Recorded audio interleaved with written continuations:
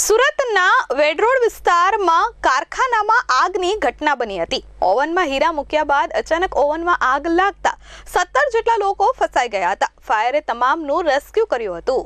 સુરતના વેડરોડ સ્થિત કેવિન બિલ્ડિંગમાં આવેલા હીરાના કારખાનામાં હીરા ગરમ કરવા ઓવનમાં મૂક્યા હતા।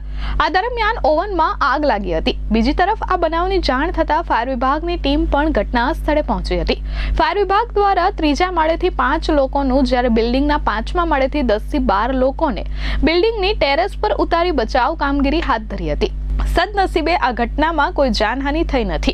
આ આગ રાધાકૃષ્ણ જેમ્સ નામના હીરાના કારખાનામાં લાગી હતી। ફાયર ઓફિસર અક્ષય પટેલે જણાવ્યું કે આ બનાવની જાણ થતાં મુગલીસરા, કતારગામ અને ડભોલી ફાયર સ્ટેશનની ટીમ ઘટના સ્થળે પહોંચી હતી। સદનસીબે આ ઘટનામાં કોઈ જાનહાનિ થઈ નથી તેમજ હીરાના કારખાનામાં માત્ર ઓવન બળ્યું હતું। બીજું કોઈ નુકસાન પણ થયું નથી।